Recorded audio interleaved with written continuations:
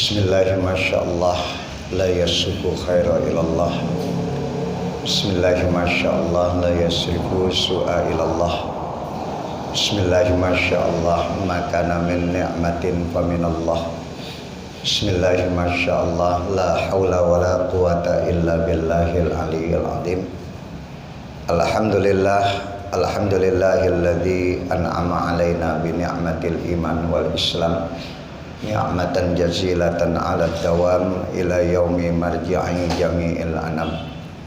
Asyhadu an la ilaha illallah wahdahu la syarikalah wa asyhadu anna Muhammadan abduhu wa rasuluh. Allahumma salli wa sallim wa barik ala sayyidina Muhammadin wa ala alihi wa sahbihi ajma'in, amma ba'd. Ma'asyiral muslimin, jamaah salat zuhur yang insyaallah mudah-mudahan kita selalu dimuliakan oleh Allah Subhanahu wa taala. Alhamdulillah, kita panjatkan syukur kehadirat Allah pada siang hari ini. Dua nikmat yang Allah masih beri, yang Allah masih kasih kepada kita, yaitu nikmat sehat dan kemudian nikmat senggang waktu. Ni'matani maqbunun fihi ma katsirun minan nas, as-sihah wal faragh. Ada dua nikmat yang sering diabaikan manusia. Ada dua nikmat yang sering manusia lalai, padahal itu adalah anugerah yang terbesar yang Allah berikan kepada kita. Yang pertama adalah sehat, dan yang kedua adalah kesenggangan waktu.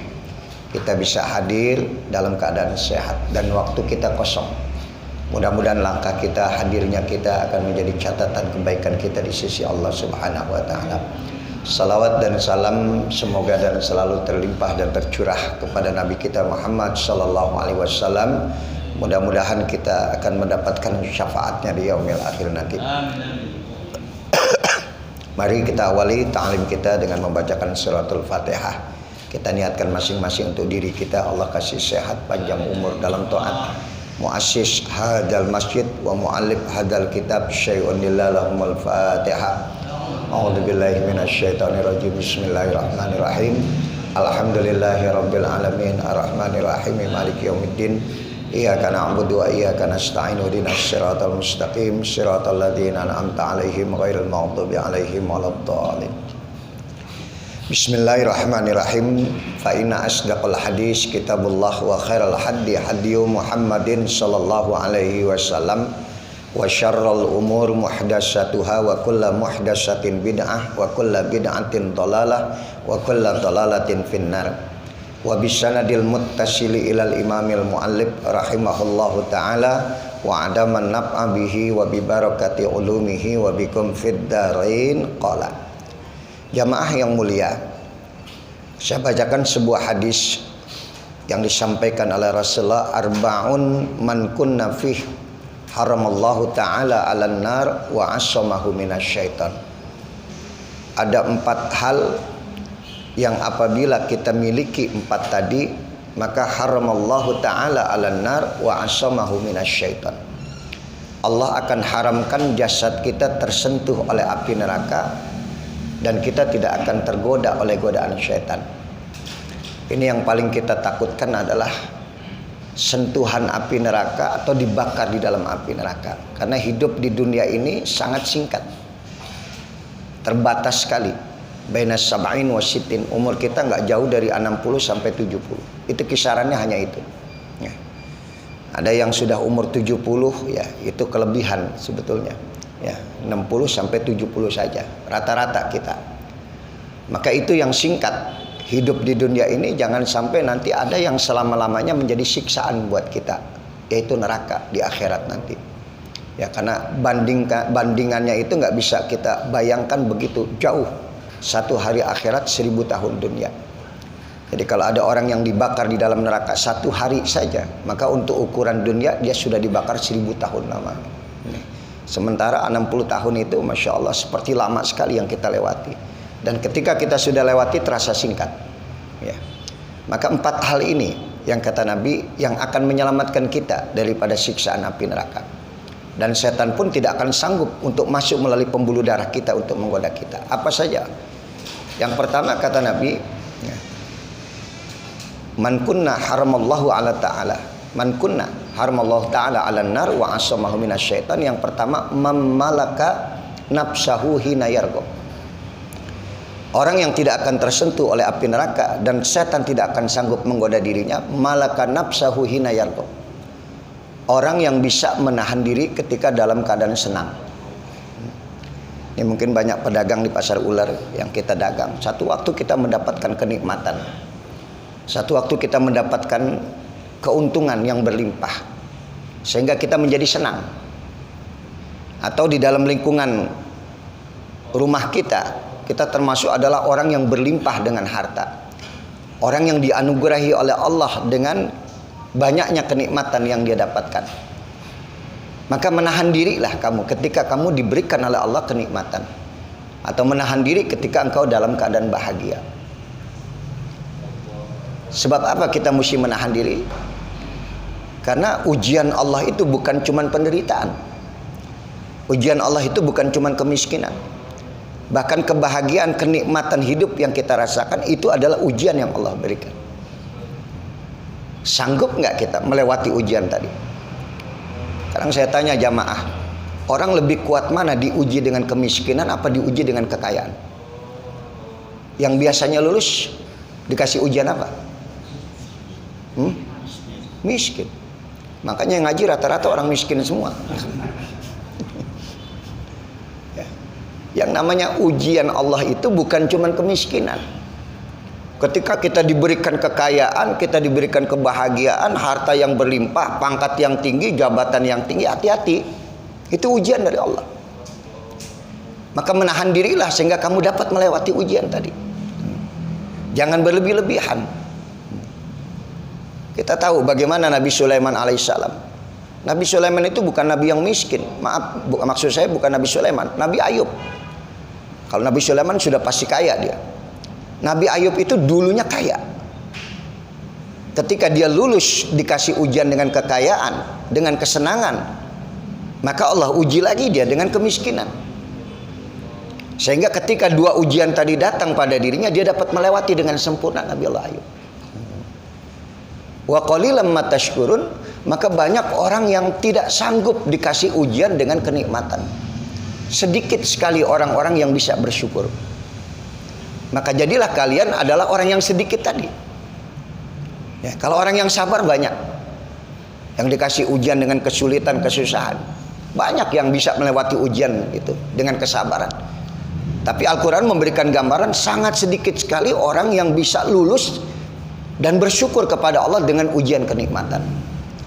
Maka mamalakan nafsahu hina yarqab. Dia bisa menahan diri ketika diberikan ujian kesenangan oleh Allah Subhanahu wa taala. Nah, sekarang saya mau tanya jamaah, kira-kira antum kalau disuruh milih ujian penderitaan apa senangan? Hah? Kesenangan. Ente kuat? Kuat nggak? Mampu nggak? Makanya Allah selalu memilih. Karena kita adalah orang baik, kita adalah orang yang dipilih sama Allah menjadi orang baik, maka Allah kasih itu ujian kepada kita yang kita sanggup untuk melewati ujian tadi. Kenapa saya tidak seperti yang lain yang berlimpah harta, yang punya jabatan, yang punya kedudukan? Kenapa saya tidak seperti yang lain? Karena kamu nggak akan kuat dikasih ujian seperti itu. Maka karena Allah sayang kepada kita, Allah menginginkan kita menjadi orang yang terpilih, maka yang pantas, yang pas buat kita, yang kita bisa lewati, maka dikasihlah ujian seperti itu buat kita semuanya. Maka di situ kita tidak boleh bersuudzon kepada Allah. Kita nggak boleh berburuk sangka. Apa yang Allah berikan kepada kita, kalau ukurannya kita adalah orang baik, maka itu jadi kebaikan buat kita. Ingat nih omongan saya. Kalau kita orang baik, apapun yang ditetapkan dan ditakdirkan oleh Allah terjadi pada diri kita, itu adalah kebaikan buat kita. Hatta sampai sakit saja yang kena pada diri kita, itu kebaikan buat kita. Hatta syaukah, sampai kalau kita lagi jalan kena duri, itu adalah kebaikan buat kita. Allah menghapuskan dosa itu dengan ujian yang seperti itu. Maka patokannya, ukurannya adalah antum orang baik atau bukan. Kalau antum adalah orang baik, maka Allah akan berikan kebaikan buat antum. Apapun bentuknya tadi. baik berupa penderitaan ataupun kesenangan. Maka tadi saya tanya, ente milih yang mana? Ente milih kaya, ente milih berlimpah harta, ente milih kedudukan, ente milih jabatan. Siap nggak tadi? Pantas nggak Anda mendapatkan itu semuanya? Maka sekali lagi, orang yang bisa lulus dengan ujian kesenangan satu nih, baru satu, nanti ada 4, maka dia tidak akan tergoda oleh godaan syaitan. Wa kullu dzu ni'matin mahsudun. Hati-hati, di setiap kenikmatan yang kita dapatkan pasti banyak orang hasud terhadap diri kita. Maka jangan jadikan orang hasud karena kita berlebih-lebihan dengan kenikmatan yang Allah berikan. Kita tidak bisa menahan diri dengan ujian Allah. Sudah paham yang pertama? Waktunya singkat, ya, paham? Ya, yang kedua, orang yang tidak akan tergoda oleh godaan syaitan dan tidak akan tersentuh oleh api neraka, mammalaka nafsahu hina yarhab. Orang yang bisa menahan diri ketika dalam keadaan takut. Walanabluwannakum bisyai'in minal khauf.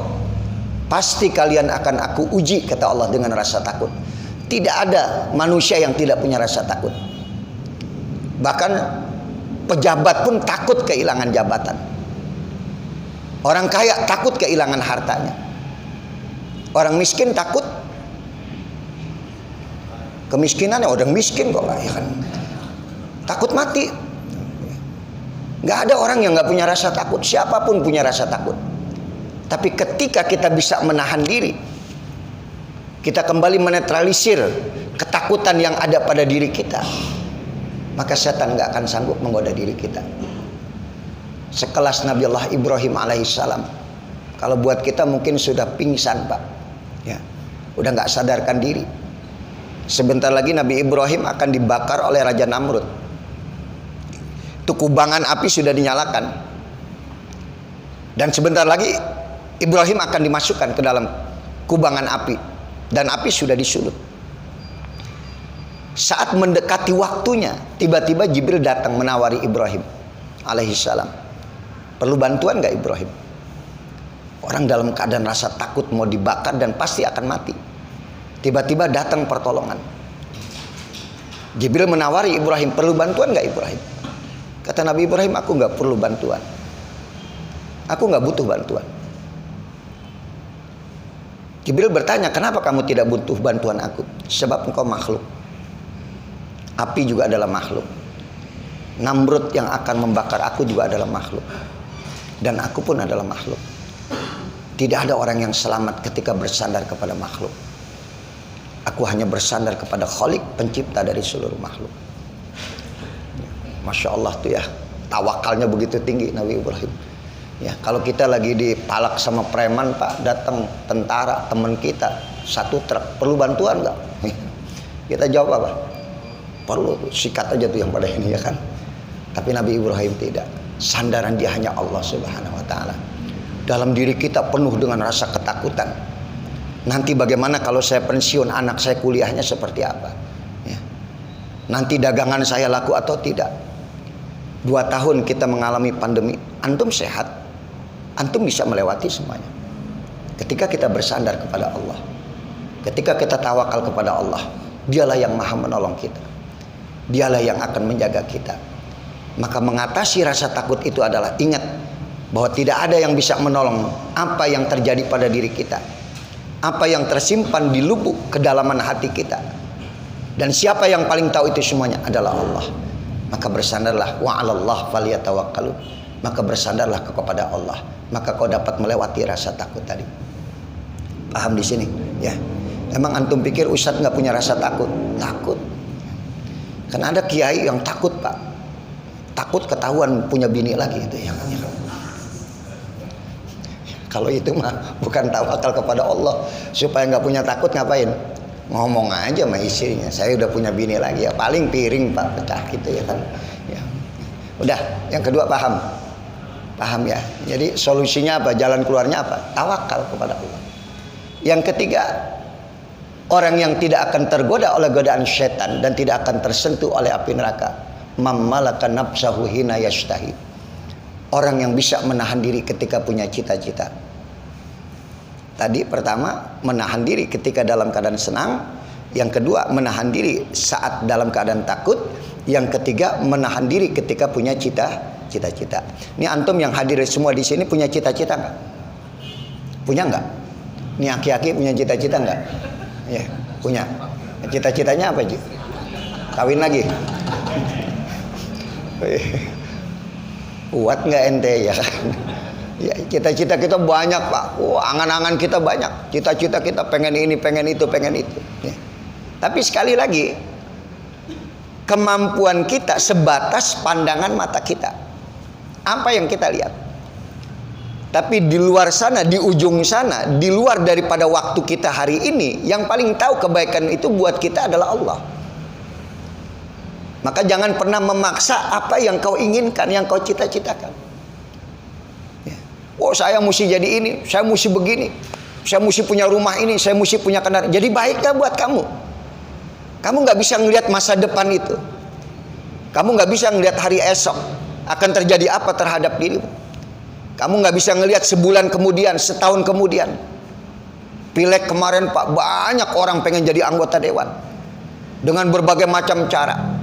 Segala macam cara, pokoknya cita-cita saya harus duduk di sana. Saya harus menjadi anggota ini. Tapi ketika dia memaksakan cita-citanya, dia tidak bertanya kepada Allah apakah itu baik atau tidak. Ternyata namanya sudah disebut oleh KPK satu-satu. Ini yang kita takutkan. Asa an takrahu syai'an fahuwa khairul lakum wa asa an tuhibbu syai'an fahuwa syarrul lakum. Apa yang kau anggap baik menurutmu bisa jadi buruk di mata Allah. Apa yang kau anggap buruk bisa jadi baik di mata Allah. Maka sekali lagi ya, bukan tidak boleh punya cita-cita. Ada sholat istikharah yang kita minta kepada Allah. Inni astakhiruka bi'ilmika. Ya Allah, aku minta petunjukmu. Pilihkan yang terbaik buat aku dengan ilmumu ya Allah. Kenapa? Karena aku tidak bisa melihat masa depan. Aku tidak bisa melihat hari esok. Aku tidak bisa melihat hari lusa. Yang aku lihat cuma hari ini. Ini sekarang jam berapa? 1:20 menit. Jam 12 lewat 20 menit. Ente nanti mau makan jam berapa? Jam berapa perkiraan ente? Jam 1. Nyampe nggak ente makan jam 1? Nggak ada yang bisa menerka. Nanti jam 1 saya makan. Padahal cuma beda berapa, Pak? Sekarang 12:20. Ya. Kurang 40 menit lagi. Apa yang terjadi terhadap diri kita nggak pernah tahu. Angan-angan kita, wah nanti habis dari sini saya mau makan di rumah makan sederhana. Ya. Namanya sederhana tapi agak mahal, Pak. Ya kan? Nggak ada yang bisa membaca masa depan kecuali Allah yang Maha Tahu. Maka jangan pernah memaksa apa yang menjadi hasrat keinginan dalam diri kita. Yang terbaik datangnya dari Allah Subhanahu wa ta'ala. Jalani aja ya. Seperti air yang mengalir. Minta kepada Allah terus ya. Jangan pengen cepet-cepet ini, jangan pengen punya ini terus ya. Kadang-kadang lingkungan, pengaruh teman, pengaruh sahabat itu akan sangat berpengaruh terhadap diri kita. Tapi ketika kita bisa menahan diri, karena kita tahu diri kita dan tahu diri kita bisa melihat, ya Allah, ini barangkali bukan yang terbaik dari kau. Pilihkan mana yang terbaik buat saya. Sudah ya, saya pengen berangkat haji tahun ini. Kadang-kadang ada orang yang begitu. Pokoknya mau nyogok berapa, mau ngasih berapa, asal saya bisa berangkat haji tahun ini. Belum tentu baik buat kamu. Jalanilah sesuai dengan syariat, jalanilah sesuai dengan aturan. Maka itu akan jadi kebaikan buat kamu. Tapi ketika satu kebaikan kau jalani dengan cara yang tidak baik, jadi keburukan buat kamu. Pokoknya ini masjid saya mau bangun biar kelihatan nanti nama saya, biar disebut. Tapi uangnya bukan uang yang baik, tidak akan jadi kebaikan. Karena sumbernya bukan uang yang baik. Jalannya bukan dengan cara yang baik. Maka kebajikan dan kebaikan itu akan lahir dengan cara yang baik. Dengan uang yang baik. Saya mesti punya toko ini, saya mesti punya beli toko ini lagi. Tapi cara ente berdagang ente nggak benar. Maka ketika ente punya toko itu bukan jadi kebaikan buat ente. Sudah paham? Paham. Yang keberapa tadi? Ketiga. Berarti satu lagi nih. Yang keempat kata Nabi, orang yang akan selamat dan tidak akan tergoda oleh godaan setan. Mammalaka nafsahu hina yaghdab. Orang yang bisa menahan diri ketika dalam keadaan marah. Disinilah kita lihat bagaimana Nabi kita Muhammad SAW pandai sekali menahan amarahnya. Tidak pernah terungkap, tidak pernah terlihat ketika Nabi marah. Paling yang kelihatan cuman apa? Air yang mengalir dari dahinya. Dan wajahnya kelihatan nampak, tidak seperti orang marah. Rasulullah itu berbeda dengan kita. Makanya peringatan-peringatan Maulid ya, sering saya sampaikan dalam acara Maulid. Kenapa sih kita mesti memperingati Maulidur Rasul? Karena yang pantas untuk kita contoh, yang pantas untuk kita teladani adalah Nabi kita Muhammad SAW. Kenapa? Karena akhlaknya stabil, nggak labil kayak kita. Kalau kita ini labil, Pak. Maaf nih, ini lagi ngaji begini kan kayak orang benar kita. Keluar dari sini berubah lagi ente, labil lagi, benar nggak? Jujur aja, jujur ya kan, ya kan? Saya aja masih nggak sanggup, Pak. Saya habis ngajarin bab sobar. Yang kita ajarin babus sobar dalam kitab Riyadhus Shalihin. Ayo, yang sabar, kalau dapat ujian begini sabar. Pas begitu pulang saya lewat Igi, macet total. Di depan ada kontainer, nggak bisa masuk di sela-sela. Di belakang anak muda klakson terus. Mentang-mentang motornya motor Kawasaki apa itu? Masya Allah yang gede sekali. Tin. Ya kan? Saya bilang ya Allah, ini orang kok nggak sabar amat. Ya. Diklakson lagi, masuk. Saya nggak berani, Pak. Akhirnya begitu kontainer jalan sebentar sedikit, saya minggir. Saya persilakan dia masuk. Begitu dia masuk, dia mau masuk nyelip, nggak sanggup, nggak bisa. Pas saya di belakang dia, gantian saya sekarang. Saya klaksonin lagi ya kan. Bayangkan tuh, itu yang paling susah. Setan itu nggak bisa sabar. Dia marah ketika Allah jadikan Nabi Allah Adam. Dia marah maka terusir dari surga. Ini yang paling berat harus kita lewati, menahan diri ketika dalam keadaan marah. Ini andai kata nih ya, seandainya saya berandai-andai ya, dompet antum ketinggalan di rumah, di dalam dompet ada uang 2 juta. Begitu antum pulang ke rumah, buka tuh dompet nggak ada duitnya, marah nggak kira-kira? Woi, marah nggak kira-kira? Marah. Ente mau marah sama siapa? Udah marah salah, padahal bini nggak ngambil, nyesel ente seumur umur. Itu yang paling susah, menahan amarah. Ya. Maka setiap ujian yang Allah berikan kepada diri kita jangan marah. Kenapa? Bisa jadi Allah sedang melihat lulus nggak kita dengan ujian tadi. Nabi kita dilemparin batu di Taif, Pak. Itu batu berterbangan, Pak. Ya. Tangan Nabi sebelah menutup wajahnya, tangan sebelah lagi memanjatkan doa buat orang yang nyakitin dia. Nabi nggak marah. Sampai malaikat yang nggak punya nafsu ngeliat Nabi disakitin didoain. Sa'ar Pak Hadzal Jabalain, Muhammad izinkan saya akan angkat 2 gunung ini. Kalau kau suruh perintahkan binasakan mereka, aku binasakan. Kata Nabi jangan. Mereka menyakiti saya karena mereka nggak tahu saya Nabi. Kalau mereka tahu saya Nabi, nggak mungkin mereka akan menyakiti saya seperti ini. Allahumma hdil qaum fa innahum la ya'lamun. Ya Allah, berikan hidayah kepada kaum saya, dia nggak tahu saya Nabi. Masya Allah, didoain Pak orang yang nyakitin. Ini kalau kita bisa seperti ini, Masya Allah, rumah kita dilemparin kotoran dari rumah sebelah. Ya, kata Nabi, ada sahabat ya Rasulullah, rumah saya sering dilemparin kotoran dari rumah sebelah. Potong lidahnya, kata Nabi. Bagaimana cara motong lidah? Kasih makanan yang paling enak yang dia suka. Dibeliin makanan, dikasih tetangganya tuh yang lemparin kotoran ke rumah dia. Akhirnya dikasih makanan, bekasnya dilemparin lagi ke rumah dia. Tiap hari dikasih. Terus kata Nabi, kau potong lidahnya tadi yang suka mencaci memaki kamu. Lambat laun nurani dia terketuk. Sampai dia minta maaf. Orang ini luar biasa sahabatnya, dia nggak akan pernah marah walaupun saya sakiti seperti itu. Ya. Nah, kalau kita pakai nih, Masya Allah luar biasa. Cuman berat emang, ya. Berat. Nah, bayangin kalau ente dicaci maki orang yang mencaci maki ente kasih duit.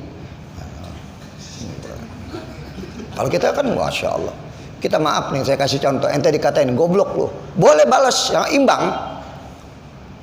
Kalau dikatain goblok lu juga goblok, seimbang nggak? Imbang dari mana? Dia cuma ngatain goblok lu, Nah kita, lu juga, pakai juga, udah nggak seimbang itu. Ya kan? Makanya memaafkan jauh lebih baik daripada itu. Maafkan saja. Nabi kalau lewat dicaci maki sama orang buta, Pak. Muhammad gila, Muhammad nggak tahu diri. Nabi beliin makanan, disuapinin sama Nabi. Begitu disuapinin sama Nabi, dipegang tangan Nabi sama orang buta tadi. Kamu tahu Muhammad? Tahu, kata Nabi. Muhammad gila? Iya, kata Nabi. Muhammad nggak tahu diri? Iya, disuapinin sama Nabi. Berhari-hari itu dilakukan oleh Rasulullah sampai Rasulullah meninggal. Itu Abu Bakar nangis ngelihat Nabi diperlakukan seperti itu dan Nabi tidak marah. Sampai satu waktu ketika Rasulullah sudah meninggal dunia, Abu Bakar lewat di jalan itu, dilihat orang buta itu masih mencaci maki Rasulullah. Dibeliin makanan oleh Abu Bakar, disuapinin tuh orang buta tadi. Dia pengen ngikutin jejak Rasulullah, langkah Rasulullah. Begitu disuapinin, dipegang tangan itu sama orang buta, langsung disentak. Ini bukan tangan yang biasa memberikan makan kepada aku. Tangan yang suka memberikan makan kepada aku. Tangannya begitu lembut, begitu harum wajahnya, badannya. Aku mencium dia orang baik. Kamu bukan dia. Tangan kamu kasar. Siapa itu orang yang suka memberikan makan kepada aku? Abu Bakar menangis. Dialah orang yang kau caci maki. Dialah orang yang kau hina-hina. Langsung jatuh tersungkur seorang buta. Betapa tinggi akhlak Muhammad Rasulullah SAW. Menahan diri ketika dalam keadaan apa tadi? Marah. Bisa nggak kira-kira? Insya Allah. Ya 4 aja nih ya. 1, menahan diri ketika dalam keadaan apa? Tuh lupa lagi, baru dikasih tahu. 1, nahan diri ketika dalam keadaan apa? Jangan berlebih-lebihan ya. Kalau lagi dapat nikmat biasa aja. Ya, ada orang miskin sok kaya. Ya, ada orang kaya sok miskin. Yang paling enak di tengah-tengah, khairul umur awsatuha. Ya nggak kelihatan kayak orang senang, nggak kelihatan kayak orang susah. Kadang-kadang kita sering ngerasa diri kita paling susah. Assalamualaikum Din. Waalaikumsalam. Gimana kabarnya? Kepala gue puyeng banget urusan. Nah itu. Ya padahal tadi dia dapat sehat, dia masih diberikan kesempatan hidup, dia masih merasa susah. Ya. Jadi biasa hidup kita. Jangan berlebih-lebihan ketika dalam keadaan senang. Yang kedua, bisa menahan diri dalam keadaan apa? Yang kedua itu pertama tadi, ya kan? Yang kedua, dalam keadaan